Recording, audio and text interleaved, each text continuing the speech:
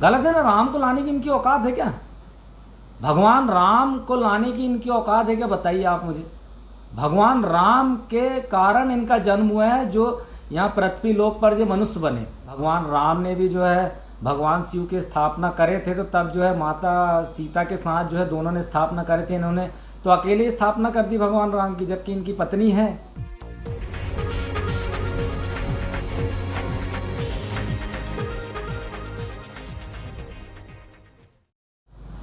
तो नमस्कार आदाब दोस्तों, आज हम शिवनी के एक ऐसी शख्सियत से आपको मिलाने वाले हैं जो कोई आम इंसान तो हो ही नहीं सकते।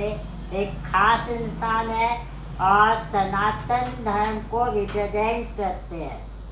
सनातन धर्म को रिप्रेजेंट करने के बावजूद आप माननीय प्रधानमंत्री नरेंद्र मोदी के खिलाफ चुनाव लड़ने वाले हैं और ये सिवनी से बिलोंग करते हैं, मध्य प्रदेश सिवनी से। सिवनी के बेटे हैं। आइए उनसे खास बात करते हैं। सर, सबसे पहले आप अपना परिचय दीजिए। हम विजय नंदन हैं, जिला सिवनी मध्य प्रदेश के निवासी हैं। सर, आपको कैसे विचार आया माननीय प्रधानमंत्री के खिलाफ चुनाव लड़ने का? माननीय प्रधानमंत्री जी जो हैं धर्म की राजनीति कर रहे हैं। माननीय प्रधानमंत्री जी जो हैं वो कहते हैं कि हमने भगवान राम को लाया। भगवान राम को लाने की इनकी औकात है क्या? भगवान राम ने इनको लाया। भगवान राम के उससे जो है इनका जन्म हुआ। आप बोलते हो इनकी औकात नहीं है राम भगवान को लाने के लिए, पर माननीय प्रधानमंत्री जी अपने स्टेट में तो हर जगह राम ही के नाम से वोट मांग रहे, तो फिर वो कहाँ गलत है?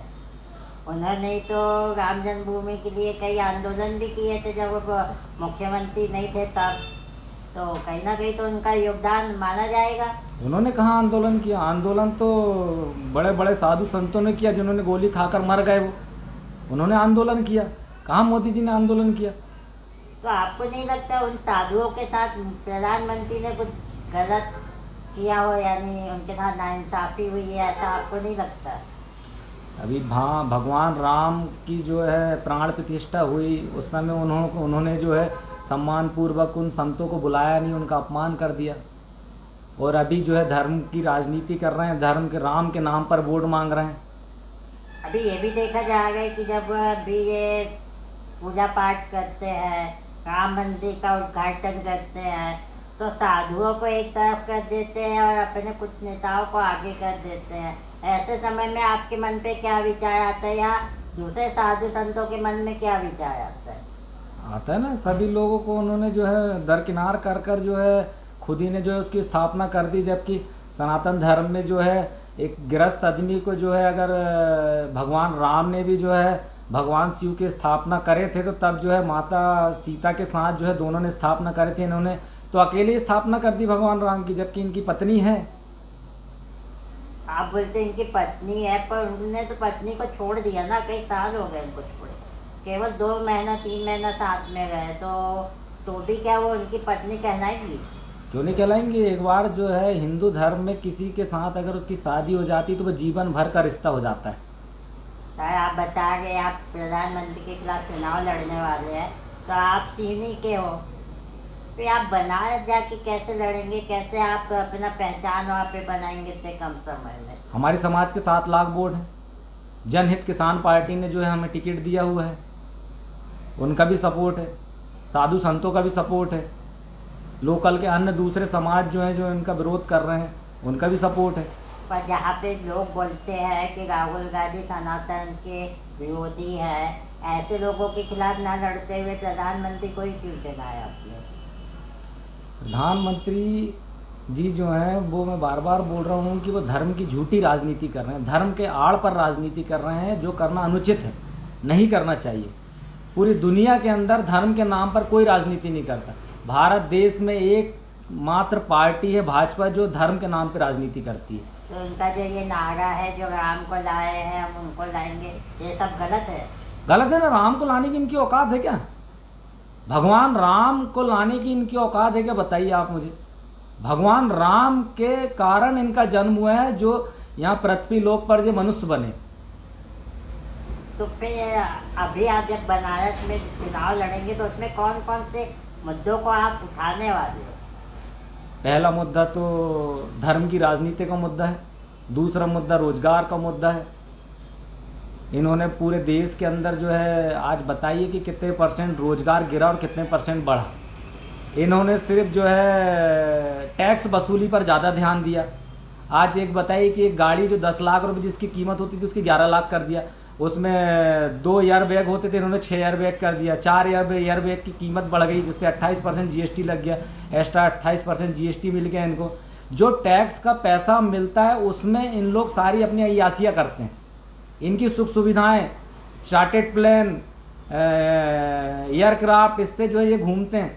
मेरे को ये बताइए कि आदमी जितना टैक्स देता है उसका क्या 10% भी इन वापस करते हैं क्या जनता को? नहीं यार, वो तो बात की बात। सारी इनकी सुख सुविधाएं में यूज होता है ना। आज ये बताइए कि देश मतलब पूरी दुनिया के अंदर जो सब में बड़ा जो पैसे वाला आदमी होगा उसके पास भी इतनी सुख सुविधा नहीं होगी जितनी सुख सुविधा माननीय प्रधानमंत्री जी के पास है। तो सर आप जैसे कि तो ये जनता का पैसा है ना ये। आइए बोलते हैं कि हमने प्रधानमंत्री आवास योजना से 2.5 लाख रुपए दे दिया। उस आदमी से उनने कितना टैक्स ले लिया? उस आदमी से करोड़ों रुपए टैक्स ले लिया और 2.5 लाख रुपए उसको दे दिया, तो कितना परसेंट रेशो? कुछ भी नहीं दिया ना। तो आपको भी लगता है कि ये अडानी अंबानी जैसे बड़े लोगों को ही फायदा पहुंचाते हैं? हाँ, अडानी अंबानी जहाँ पे भी अपने प्रोजेक्ट डालते हैं उनको 90% तक सब्सिडी, 100% सब्सिडी है। 100% में अगर 1000 करोड़ का अगर वो प्रोजेक्ट डाल रहे हैं तो 1000 करोड़ की पूरी सब्सिडी है। और इसी बाबा जी पर ये भी तो मान लो ना कि अगर मान लो चलो ठीक है आपके राम भगवान जी को नहीं लाए, हमारे राम भगवान जी को नहीं लाए, पर कम से कम चाइना तो डरा हुआ है, पाकिस्तान तो डरा हुआ है ना उनसे। कोई नहीं डरा हुआ है, सब कहने की बात है, कागजों में डरा हुआ है, बाकी हकीकत में कोई नहीं डरा। सर्जिकल स्ट्राइक करके दिए प्रधानमंत्री जी ने। कुछ नहीं, सब कागजों पे है।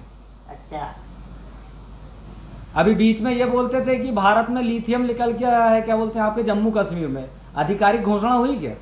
नहीं अभी तक तो फिलहाल नहीं हुई है। तो वही ये सब क्या है, ये भारतीयों के भावनाओं के साथ खेला जा रहा है। बिल्कुल खेला जा रहा है।